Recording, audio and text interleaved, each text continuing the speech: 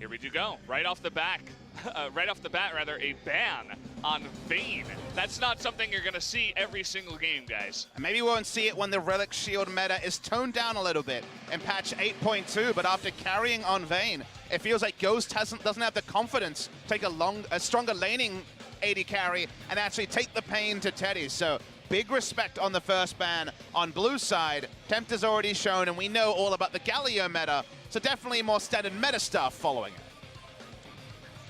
Yeah, we are going to see a ban on Ryze too. Hasn't had his Realm Orb with the Zhonya's nerf just yet. It's a big reason why he's very powerful. Another big meta mid laner in the Malzahar is going to get banned on the side of Jinair here. He's banning away for BBQ because Tempt is 3-1 on the Malzahar and actually hasn't found success on anything else barring one game of Galio. So having that guaranteed engage for Tempt, interestingly, has been a very big point for BBQ on blue side. Final ban of the Kog'Maw. There's still a lot of power left open here. The Ezreal, for example, that Teddy destroyed with in Game 1 against MVP will be looked at. That lane was Ezreal Alistair from Teddy and Wraith was a legacy Alistair player. Looked great on it even in his Samsung Galaxy days. You guys might guess what the 100 means. It says, yeah, let's go to 100 minutes today. I'm sure some people want it, some people don't. I'm ready for it. I want it, Valdez. You might think I'm ready for my weekend, but I want to see more records broken every time Jinair is available. This is a new trend. Look at this. So first pick Zoe is very interesting to see. First professional game of Zoe for Tempt, who is this mid laner who I said preseason to look at. He's had a bit of an up and down season. You can't really say too much about Malzahar play. Let's see if he can make us a believer of the Zoe, because it feels like the best Zoe we've seen in Korea, having been denied. Faker's Zoe so far has been Edge, who had a massive game yesterday for Kongdu Monster. If you guys didn't watch that, there's a reason why they 2-0'd KSV yesterday, and that was part of the reason, right? When he was playing that Zoe, it was unbelievable, and no doubt we're going to be seeing more and more of that as players begin to realize her true potential. Especially when Galio is nerfed. So Galio is banned in this case, unavailable, so can't just hold the Zoe very accountable in the mid lane and then roam better than her. Red side so far, Umti's favorite, and hey, maybe it's another one of those laning phase picks here. Teddy's unsure, given there is Kalista open as well. But with Kalista open, they interestingly will price Ezreal over the Kalista, suggesting a bit more proactivity in the gameplay here from Jinair. Let's see what BBQ wants to do. You'll notice that the Kalista does get picked up, as you were saying. But we've been seeing more and more Wombo combo comps as well. And you notice on the side of Jinair, they go for Kha'Zix and Ezreal, two picks that are very mobile and can jump out of the way. And, well, the Jarvan's still going to be a strong pick in this meta. Now it is Justice starting here today for Jinair Greenwings. Grace played in the last series against MVP, but they're giving time to Justice, who was involved in some of their victories earlier in the season. Justice will be going for the Azir. He's played 3 games so far and does have a victory on the Azir. Only champion he dropped a game on was the Orianna. So, going to be going with some power here. You know that even if Ezreal's early to mid game, the late game god is Azir. Cool. That's definitely Teddy. Yep. He says, Kata. Let's go. I said it was a meme. I'm not joking. It's all over Korea right now. All the streamers are saying it. All the players are saying it.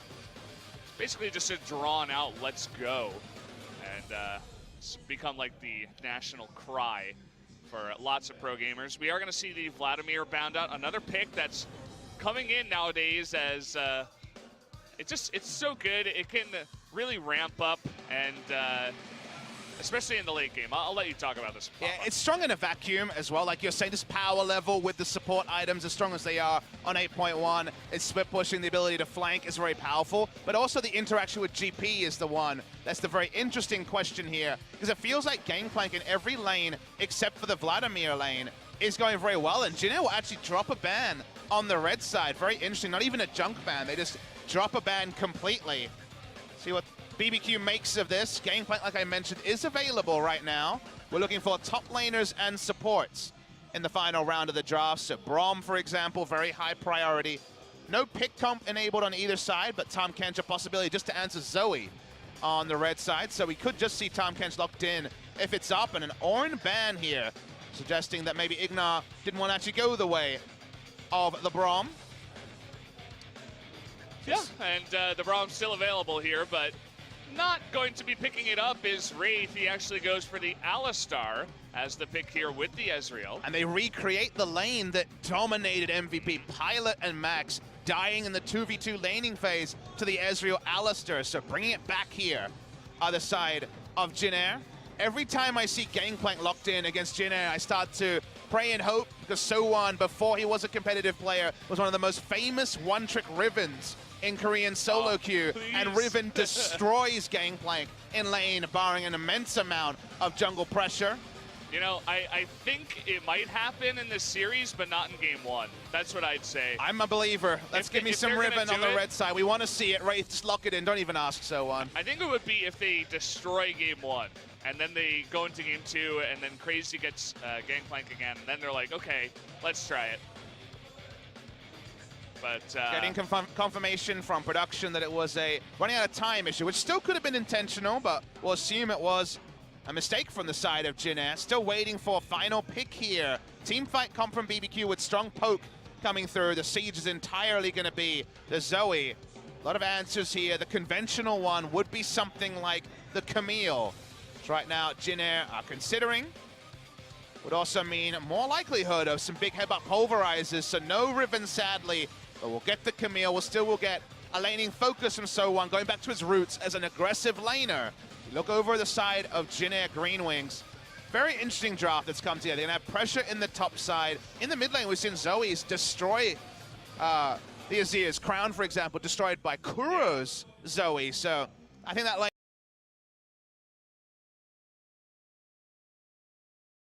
Here we go, match 19, game number 1. As we do jump into this one, Gillette, the best a man can get, down on the bottom right. I'm sure we'll see BBQ as well. We know what's good here. Yeah. We know we'll have our chairs, we'll have our BBQ chicken. They brought the chicken again. They're bringing it every single day, and I think that's because they're now an official sponsor of the whole tournament. You're speaking my language, Valdez. I'm hyped about that. I'm not hyped about how many of the stopwatches I see on the side of BBQ. They got 5. They are ready to go golden. I mean, I'm hyped about it. They've identified that it's really strong, and they're like, let's abuse it, right? And noticeably, Jinair has not abused it. We only see 1 on the side of Umti, just for resetting turret aggro. So we will be able to test our hypothesis of 5 stopwatches versus 1. What does it mean?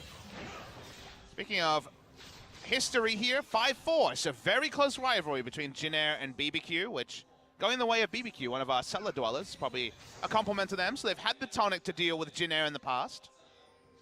Look at Trick's pathing. You were talking about this. He's going deep, right into the Wolves. He wants to find Umti. He's going to see the Wolves aren't taken, and they're going to spot each other in the jungle here.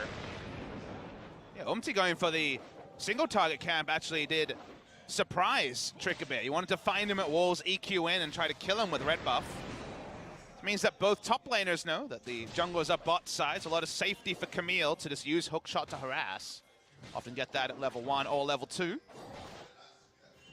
Yeah, and you'll notice that the Zoe, Tempt in the mid lane, is pushing in very, very fast, which gave Trick the ability to go that deep in and just be safe. There was no way for Azir to really respond to that. As the aggressive hookshot I was talking about, you usually have to be a lot more judicious about your use of it in lane, or worry of being ganked, but no way the jungler's going to be there to react on the top side. Speaking of junglers, Umti's like, well, I know you're not at blue buff, rushes straight to it, level 3 already. Trick, because he was invading, to actually get to one of his camps took a lot longer, so by the time he gets there, he's still level 2 killing his raptors. It's going to be a clean blue buff steal for Umti, and it's going to be a 3 buff also. Really fantastic start for Umti. I was saying that there will be pressure on this guy, and he might not stop there.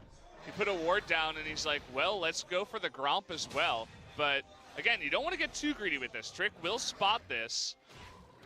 What can he really do? He's going to get that and easily just leaping away as Umti. But no opportunity cost. He knew the blast plant was up, so he always had an escape.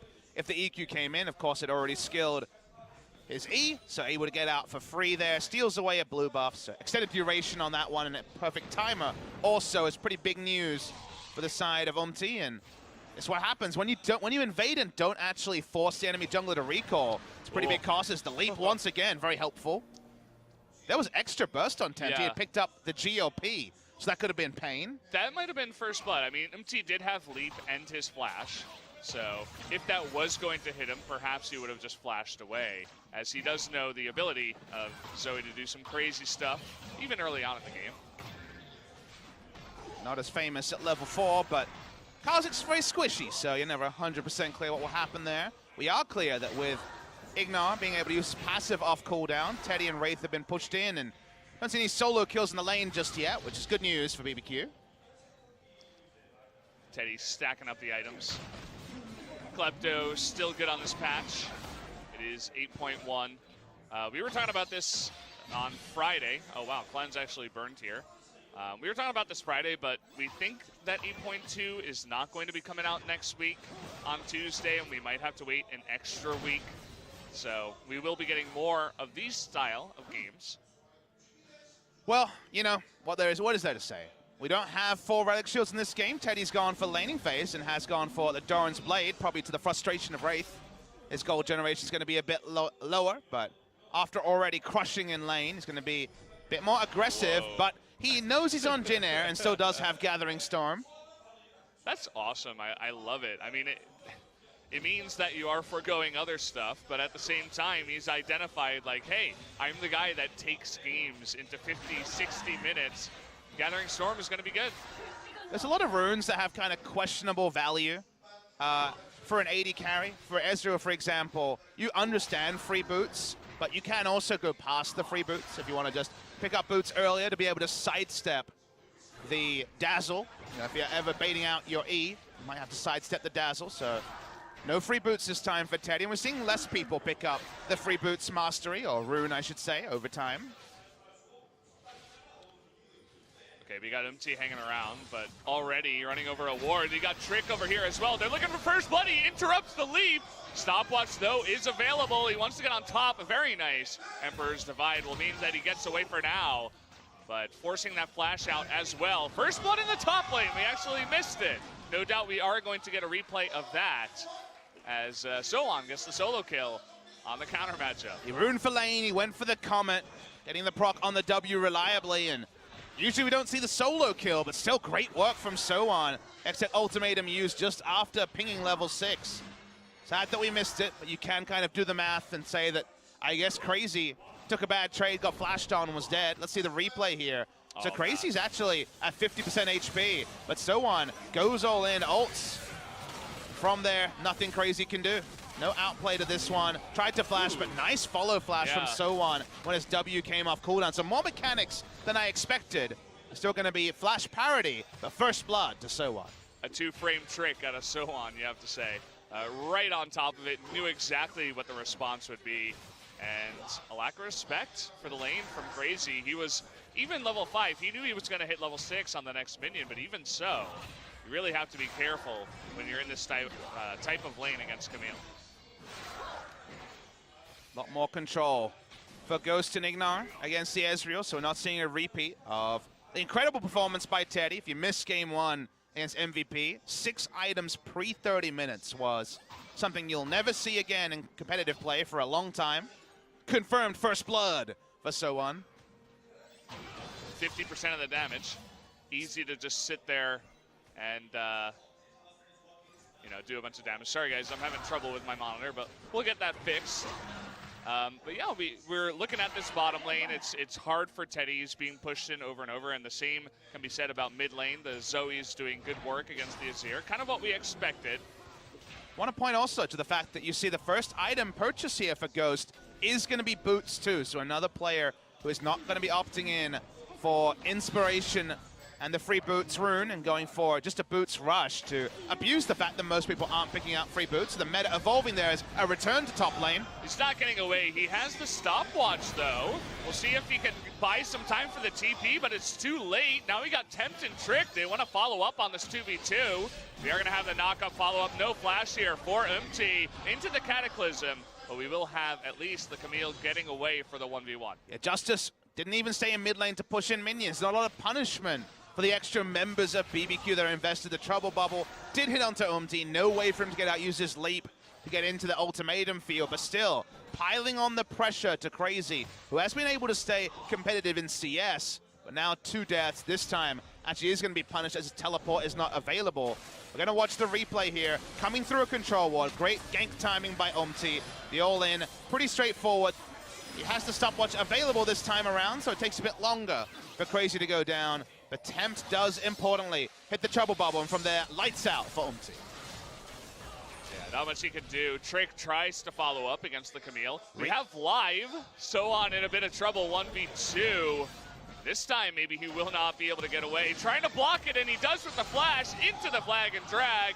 Should be enough damage. Needs a little bit of a follow-up, and the barrel is going to secure it up there towards the top. So much effort put in just to gank one small Camille. Yeah, there was so much counterplay available right at the end. If the W had hit in the further field, that would have been the healing, of course, coming through. It doesn't. Really nice play from Trick to interrupt any sort of escape. Starts to actually halt the progress of the Camille on top lane. She also will not have teleport and lose multiple minions. So this swinging top lane matchup that is Camille favored, Ceteris Paribus, will actually start going the way of the Gangplank. He's getting the Klepto procs, and now actually being able to address the CS lead that Sohan decided to bring out. Yeah, Umti getting aggressive in the jungle once again. If he has Smite, he can get this. He doesn't have a Smite, though.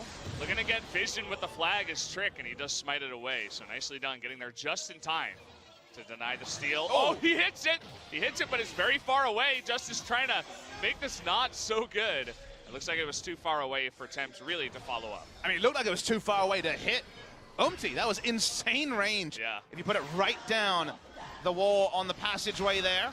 We looked for Trick to be more proactive. He drafted for proactivity, and just like Raze has impressed us on this Jarvan, also seeing some impressive pathing from the side of Trick, as Trick and Umti have spent most of the game about 500 units away from each other. Trading some Raptors once again.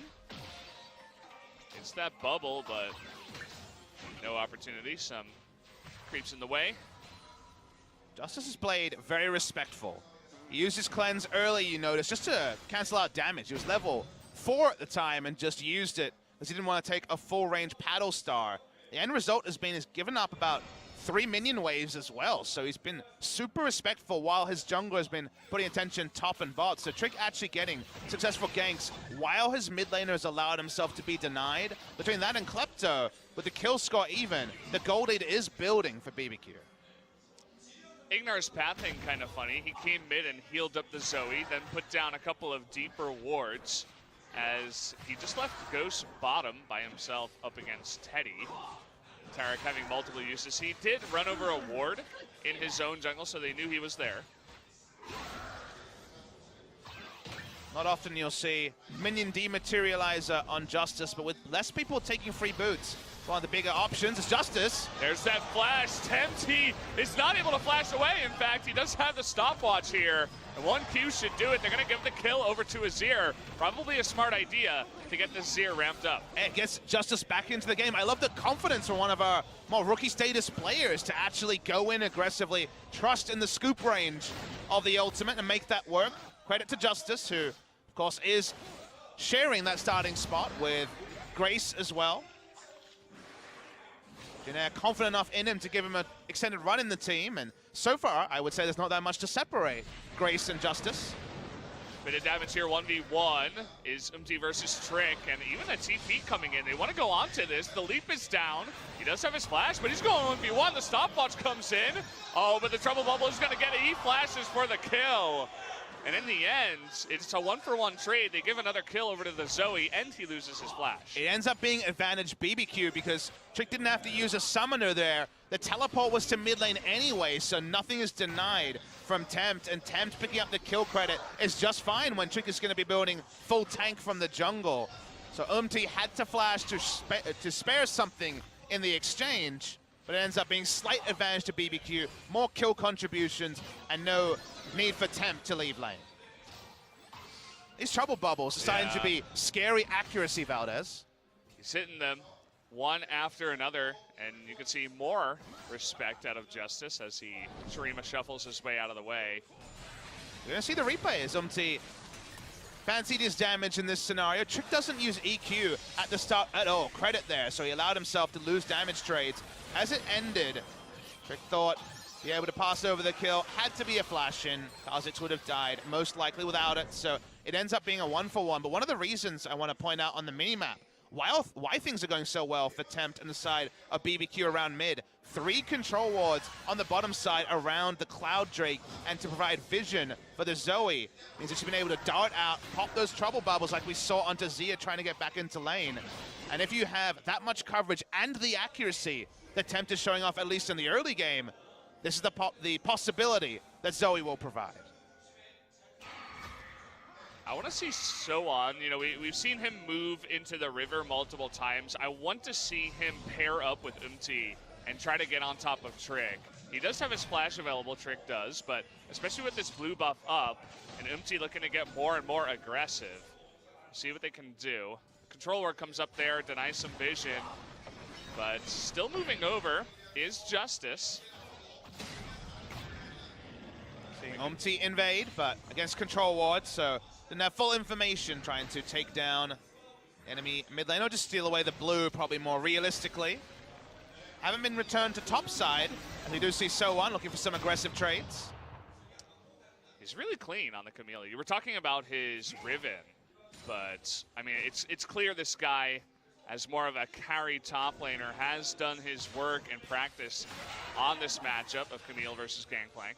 One of the reasons why it took so long for him to be blooded into competitive play, he played 1 game a season for roughly his first 3 LCK seasons, and only really got a starting berth in summer of 2017, was because it took a long time for him to adjust to the tank meta. I would say on tanks, on Rumble, he's certainly developed, but this is comfort for him. This is definitely the time for him to shine. He's the only top laner on the roster. It's a good time for confidence. His blue buff being contested. Lots of fighting in this game so far. Already 7 kills at 15 minutes, and it doesn't end there. Going for Trick now is Umti, but you can see that BBQ doesn't want any part of this fight. Yeah, every blue buff, it feels like, is being contested after Umti stole away the first with the 3 buff. And from there, it has meant the time has been available to both sides. BBQ's had lots of lane control bot side with Kalista pushing up on the Ezreal. They've had control wards until now. Notice that the vision advantage is finally gone for the side of BBQ around the Drake. No Drake take at 16 minutes, despite having all that control and the Kalista rend, means that the objective game isn't going as cleanly for BBQ as it could have been. Yeah, you're talking about lots of invades as well. It has a lot to do with vision, but also the mobility on the majority of the champions in the top jungle and mid positions for both teams, outside of the Gangplank, I suppose. But yeah, they've been looking for opportunities wherever they can get them, trying to be active in this game. And now we do have the Rift Herald being started here by Umti. No vision at all. Only control wards and wards for the red team, Jinair. Jinair have this interesting draft where they have very low engage. Only Hextech Ultimatum and an Alistair really are true engage on their side. So when the game is super even like this, Jinair not having force can definitely be relevant as the game goes on. The sort of thing that could stall the game is how good Azir's wave clear is and how low the engage is on red side. Jarvan, the only true engage in the entire game, next to the Kalista with the Taric. So engage options for BBQ. They're the ones who can force. When they have vision, Zoe and their engage will really pay off in spades. But because no one's actually playing around an objective, it's not been relevant for now, because we just haven't seen any vision bait plays by BBQ with all the turrets still up. Looks like we might have our first turret taken out, though, as goes to Ignar. The eventual push does come out to a turret. All of that gold is given over to Ghost. They really want to get their AD carry riled up here with as many items as possible. Standard Blade the Ruin King into the Hurricane, and also the new standard in terms of Kalista rune choices. No more fleet footwork Kalista in Korea. Every Kalista we've seen this week has gone lethal tempo for the crazy attack speed in team fights when you can go over the cap very reliably. Going to be very high attack speed build as well.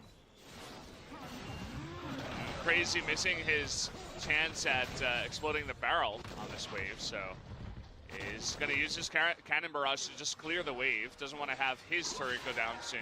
There's a control ward for Soan at the brush closest to top lane, so that was just there's a decent chance I'm being ganked. We don't have vision on the enemy jungler. So ulting the wave was the safest choice. Looks a bit silly now that a long cooldown has been wasted, but with the limited information he had, it wasn't the wrong play. He's got TP up. He was thinking about going back, but decides to stick in the lane for now. Probably going to see a Rift Herald channeled in top lane to try to answer the turret count. Maybe even a gank. Hextech ultimatum is available. There's that stun. Rift Herald comes in, and yeah, he's just going to push him back.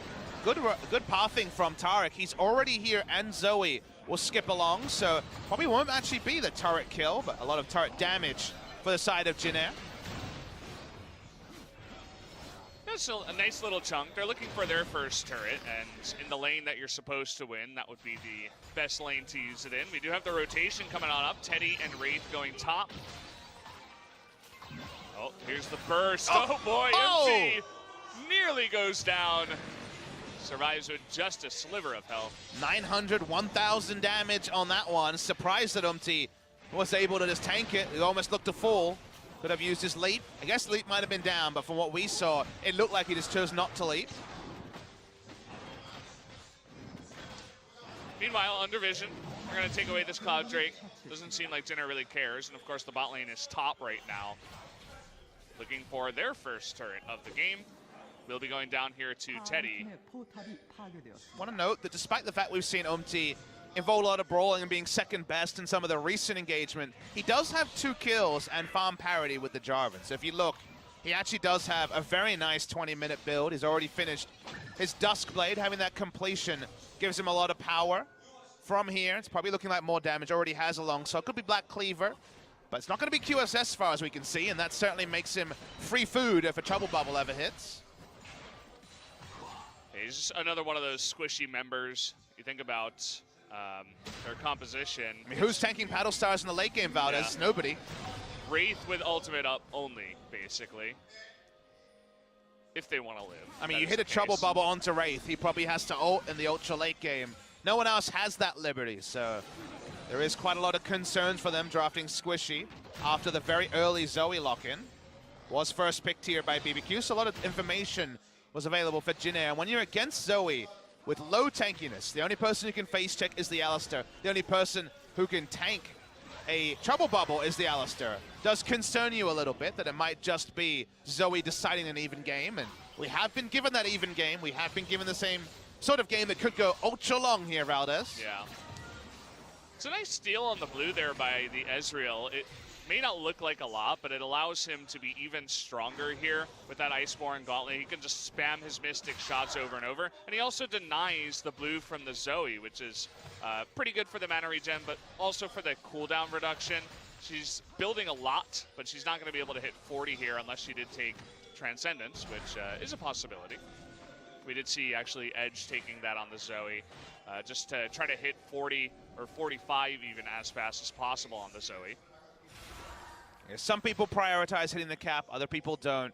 Runes haven't been as figured out as you might have expected. There was the time where if it was Inspiration second, it was free boots and it was stopwatch, but more and more people are feeling the pinch of not having boots 1 pre-10 minutes and are actually opting out of that mastery. Yeah, and I noticed now that Tempt actually has cooldown boots, so he definitely is at the cap at the moment here. Trick over at the Raptors. Actually decides to engage. We're missing it right now. He's going in onto Umti. He's got Ignare nearby. There's the Dazzle, forcing the flash away from Umti. Nice little summoner spell to get out of him right now. Yeah, very nice waiting on the flash there by Umti. Of course, baiting it out should be credit BBQ, but waited for both the Cataclysm and the Dazzle to be channeled and got away from both. No death onto the Kha'Zix, but no jungler. Means free control and Damn, the accuracy right now out of Tempt. He's done his practice on the Zoe. He's got all the angles down. It's always awkward when you hype up a mid laner and their champion pool doesn't really suit the kind of playstyle you're looking for. 4 games of Malzahar and their only real victories. And there wasn't really much time to praise Tempt. But his accuracy on the Zoe, we've seen some great Zoe play this particular series. Would love to see accuracy on Trouble Bubble because it'd be higher than you expect at this point in the game. We'll get lower as the game goes on as you start fishing, but seeing So1 try to ignore the gangplank and get some turret damage going. It's a good way to start getting some chip damage, especially if Crazy's not there to lay down some barrels onto the wave. His most reliable way to get rid of the wave. Justice gone for a lower damage build on the Azir, extra health on the Rylai's Crystal Scepter, but this is more of a target acquisition build since you get the slow on the first attack command on the soldier. So just a little bit different there. Still going to be Liandry's at some point, but we often see Liandry's second just for slightly more consistent damage in a fight. They already have so much damage on their lineup that he doesn't necessarily need to be spamming the damage. Makes sense. So like the control is stronger than the burst right now. Yeah. Also, you know, he can slow down multiple members for his teammates, and he has some really long-range poke. We do have Trick in a bit of trouble. He just flashed away, but this may have just been a bait. Umti getting pretty low, and the Cannon Barrage coming in. He's going to survive, but once again, he's just not very useless in the fight if he loses all of his health right at the beginning. I mean, it's so risky to initiate or to face check as Umti because you're against a team that has the global. They have the gangplank to trade up in a 4v4 scenario. Camille will stay bot lane and maybe get some turret damage. Jinair going to continue poking. He's got Iceborne Gauntlet, Blade of the Ruined King, his 3-item core, and the red buff. So he's very powerful, even though he's not fed. Barrel doing some work on the wave once again, but another third of the turret goes down. Seems like an eventuality in the bottom lane that Gangplank will be pushed in. Yeah, no BF sword item, and early in the game, only just got 5 points into his E, means that he doesn't instant clear the minion wave. You often need to crit it to instant clear it. So as of right now, the play pattern from So1 is smart. He doesn't have one barrel wave clear of especially the front line, but not. So that means that he's able to get the turret damage in that later might be impossible and do it pretty safely. So1 this time deciding not to be diving in. He wants to clear out some vision. Looks like going in and clearing out that control ward. Battle of the 80 carries in the mid lane as MT puts down his own deep ward. He's got a zombie ward in that brush. Next dragon is going to be another Cloud Drake, so would be pretty nice for BBQ. They have more engaged with the Taric and the Jarvan to get on top of the enemy team, but of course Jinair wants to deny that if possible. Long wards, stopwatches, and low engage means that for now, the game has stalled. Not much action to speak about. You say it was very bloody in the first 10 minutes, 12 minutes, but from there, structures haven't really rolled down. We don't really have too many long lanes to talk about. So for now, at least, it has been the farming phase in the mid game. Sad to see it stall out a bit. Misses his tactical sweep that time. Yeah. Still did a nice chunk. It is GP. Close to stealing it was Teddy there. We'll have to wait and see when these teams want to go for Baron, because as of right now, BBQ has, I think it's 4 control wards around the Baron. Jinair doesn't really have an option of getting in there until they can clear out the vision. But you kind of have to stick those 4 control wards and push up vision, and only now did we see Trick walk up, clear out vision, put a deep ward on the enemy red buff. Easier for BBQ to play the Baron game than it is for Jinair because of someone like Trick who can face check and not die to a turnaround from the side of Jinair. So probably going to see them fulfill the role of an aggressor when it comes to Baron startups. They're the ones that have the better comp for actually setting up for Baron. But now the setup is good, but every time the aggressive wards are cleared, we're going to see 1 or 2 members of Jinair walk up, clear a control ward. The lanes aren't going to be in the right position. You don't have top side pushing out because you don't have top lane inhibitor. And with top lane inhibitor, sorry, not top lane inhibitor, top lane outer turret still up for the side of Jinair, it's actually very, very difficult for them to get safe enough vision to start a Baron. So the end result, sadly, Valdez, is farm, farm, farm. I feel like if there's a jungler to make action happen, it is Umti. To his demise at times, as he goes a little bit too far, but does mean that maybe he will make something happen in this game. He's going very aggressive in the build, going for the solo queue special of both of the lethality items next to the warrior enchant. Really trying to force armor out of the enemy team, but they were already going to opt into that with top lane being this Camille. So interesting to see. We don't often see this aggressive a build. Usually it's stalled by a QSS and a Hex Drinker. Yeah. So just accepting that if he gets hit by a Trouble Bubble, he will be dead.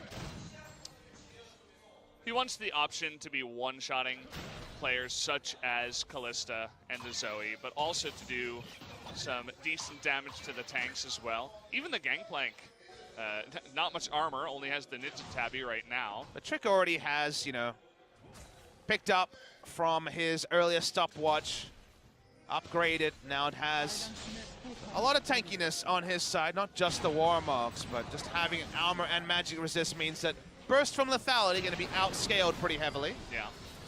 Yeah, Jarvan's really the main tank of this composition, of course. He does pick up the Stone Plate. Yeah, the Stone Plate being in position there, where he does slow down the rise of any sort of flat armor penetration or lethality. Oh boy, Trick. I say oh boy, but really we were just talking about how tanky he was. He's got some Taric armor now too with the Bastion link, that's great. Yeah. Okay, Sowan's finally cracked the outer turret here. Nice little extra bit of gold for our carry Camille. So how does Jinair win the game? Because we kind of said, all right, BBQ better comp for setting up around Baron. What does Jinair do? They need Camille to be in the position to actually kill the Gangplank. My criticism of KSV yesterday when they were running Nars, I'll hold the point. Big headbutt pulverize, what does it mean? Yeah, it's 4-on-2 right now. Wraith is getting pretty tanky, but you can see that they're still scared about the engage. The Trouble Bubble is going to land on a Wraith, and it doesn't matter how tanky he is. Now it looks like Justice is going to get caught out here. That's going to be a free 2 for 0 in a botched engage. Not going for that one, and BBQ is going to go for the Baron now. Yeah, Jinair just got too aggressive. Wraith went for the headbutt pulverize, and they all had to think about it for a second. They weren't sure what to do. Baron's down to 5,000. equal level with Trick. He's going to go for the 50-50. It's going to be up to him. He's going to try to go for the combo. He gets Ezreal. Doesn't look like he's confident enough. He doesn't want to go in. It would be only he and Sowan who would get the buff, but either way, that's going to be the Baron going over to BBQ. He didn't have a control ward to put into the pit, so he did not have vision of the health bar. We know there would have been a line ball, would have been close, but he couldn't have known that. Someone will take an in turret as an answer. A hollow victory for certain. That mistake was on Wraith, though. I was going to talk about the setup Jinair required to actually win this game. He tried to skip steps and just initiate, saw that he could get a two-man headbutt pulverize and that would be enough. But no one was there to capitalize. Justice especially was caught with his pants down. Tried to use the WQ for damage, then didn't have his soldiers in position. Died as his ult was used. Watch the replay. Camille's not teleporting here. She's not going to be there. Headbutt pulverize starts. Teddy has to walk from mid lane. Justice was clearing wards on the top side.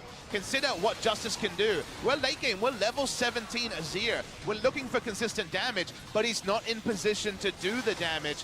The call there was clearly late, or perhaps absent, and it just ended up speeding up BBQ's Baron take. That was looking like it was going to stall out for another 10 minutes. Attempt once again with the spot-on Trouble Bubble. Gave them a much easier clear of the Alistar, even through his ultimate damage reduction. Getting the very long replay here of, another Trouble Bubble that hits onto Teddy, even as the Ezreal couldn't get away from that one. Very interesting what's happening here. We're seeing actually a base race attempted by the side of Jinair. Azir and a Trinity Force Camille do ridiculous damage to structures.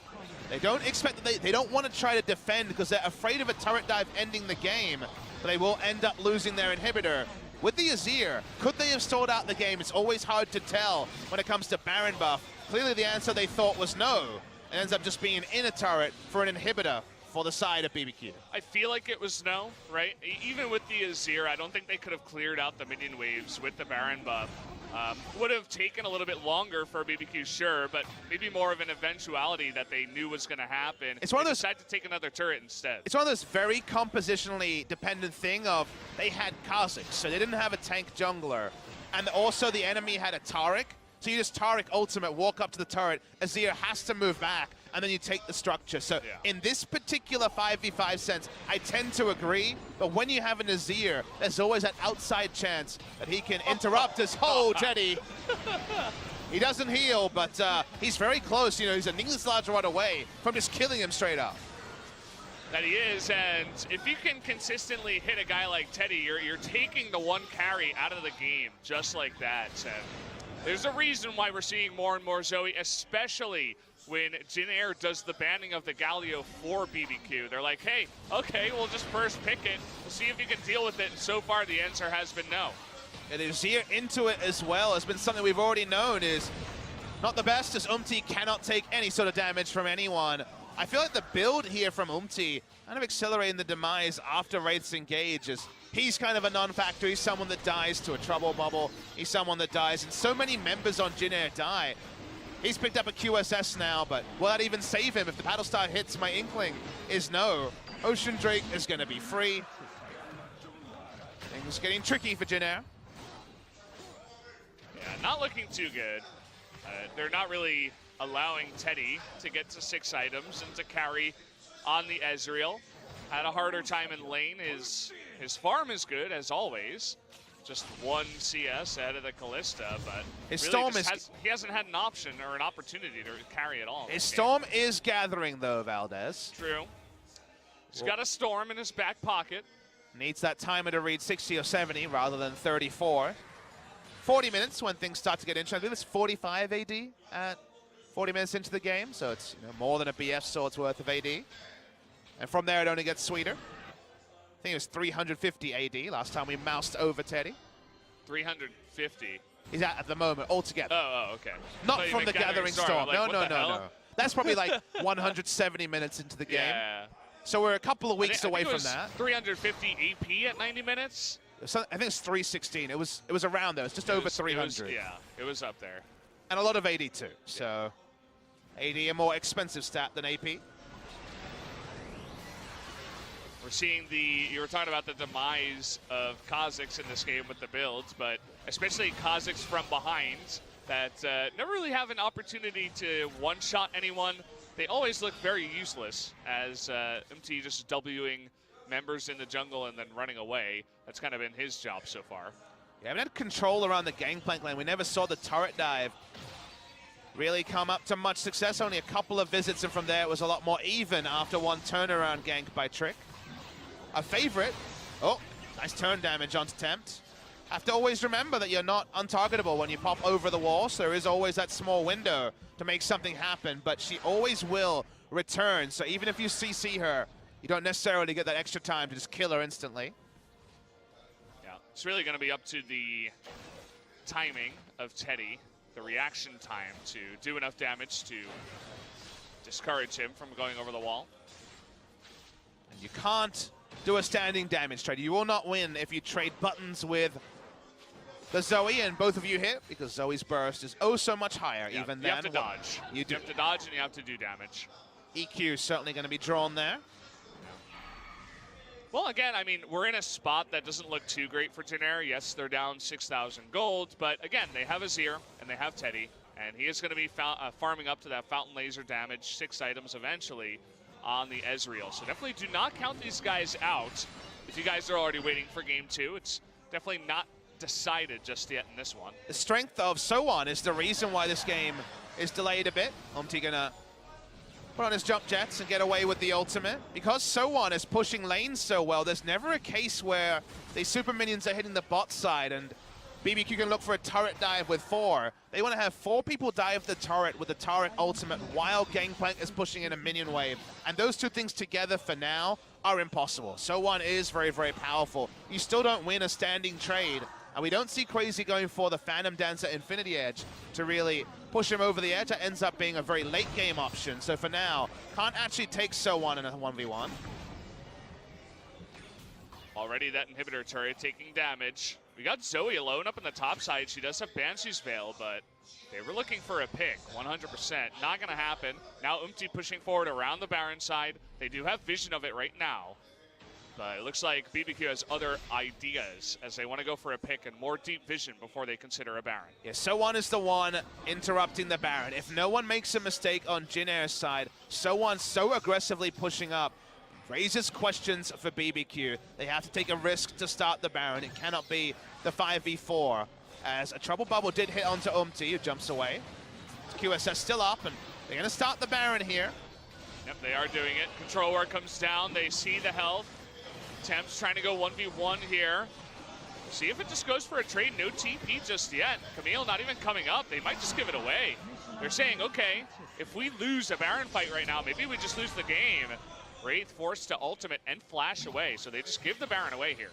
Yeah, interesting stuff there. Umti could have gone for a steal. They had vision of it, but like you say, they're worried about the game ending due to Taric pushing down. So giving up Baron, very, very risky. Maybe Sowan's strength in the 4-1 won't be relevant if they get the right engage, or if they get a pick onto someone like Teddy. Does he just die here?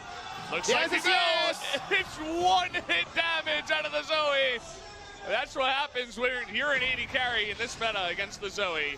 You are going to get one shot. Down he does go. So they lose their Ezreal. Definitely going to have a harder time pushing out this push.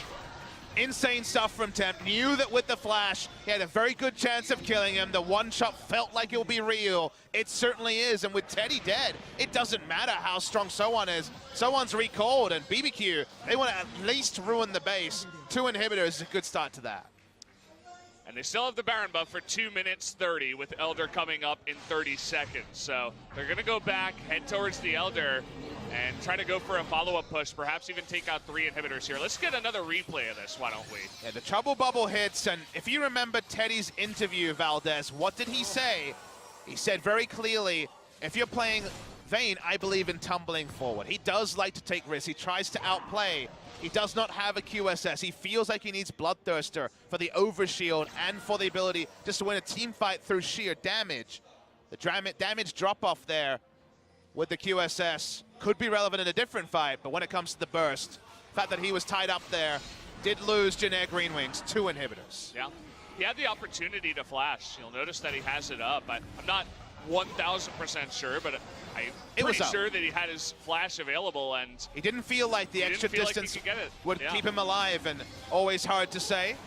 Elder turned onto Ren secure. They didn't go for the Baron. Do they have to go for the Elder? You got the trouble bubble, and even Wraith, even Alistair can't get in there. He didn't have his ultimate up, and so he's just having to back away. And immediately after that happens, they're like, well, we lost our tank. I guess that's going down. We can't do anything about it. Yeah, Zoe is making objectives free for the side of BBQ. The lack of tanks, the fact that no one is threatening the Zoe or able to just shrug off her damage, means that BBQ can walk from objective to objective, pick them up with no contest on the side of Jinair. 50-50s become 70-30s when Zoe is involved and is fed here. 6 items with the death cap that wasn't even needed to burst down Teddy last time out. She's getting out of control. You have to wonder in game 2, win or lose. You'd have to think that it is going to be banned out in the next one, or at least they'll keep Galio available, or some kind of counter, because this is getting out of hand here. Zoe just making these pushes even more free. They've got the Elder and the Baron now. They should just use Taric ultimate and take the turret here. They're going to go for it. Yep, they're just going to push on in. Cannon Barrage coming down. No Cosmic Radiance needed just yet. That's going to be the 3rd inhibitor taken out now. Oh boy, almost hits Teddy. Yeah, the zone of that trouble bubble, if it doesn't hit, is still huge here. Sowan trying to get an answering inhibitor. Sowan's doing everything he can. He has no value trying to wave clear with his team, but Taric ultimate can just overforce and take some Nexus turrets. See you later, Umti. You're not in this fight anymore. There's not a lot of super minions pushing in with this wave, so they're trying to push in as hard as possible. They're going to get Justice chunked down as well. Another super minion's going to come in from the right side, but they're going to go for the engage. Wraith trying to go in, but it's not going to work out. They don't have any follow-up. Just trying to make it last stand if possible. It's going to be all up to Teddy here on the top side. Justice also available on the Azir means that they cannot push in as for right now. Yeah, taking turns here, trying to buy time. Sowan still being super tricky in the base. Still 1v1s the gangplank with relative ease. Still headaches, I hear an ultimate. Yeah, they're gonna push on in, and wow, they get the flash Watch the down. turn. Yeah, Umti coming from the left side too. Justice flashing away. You can see that Kalista getting really, really deep, but they can't take him out. Umti not able to do the job on the backside. Is gonna have to just leap away, but he may not get out of this one, just not having to escape, only his flash. But now he's gonna be running up towards the top side with minions in the base. This is not even done just yet. They're going to flash in and they get the Alistar once again. Camille, she is going to be recalling. She has to come back and try to stop this. Is it going to be up to Soan and the 3 carries here to try to take this away? In comes Empty. They're going to make one last stand. Empty is going to go down on the right side, though. Soan not able to do it all alone. We'll see if they can get it, though. Trick getting pretty low. The Guardian Angel is going to be procced, and now it's all up to Teddy 1v4, and he cannot do it. Soan after the GA goes down. That's going to be game number 1, a flashy finish, and they finally do it. Zoe, the MVP of that game. Absolutely valid.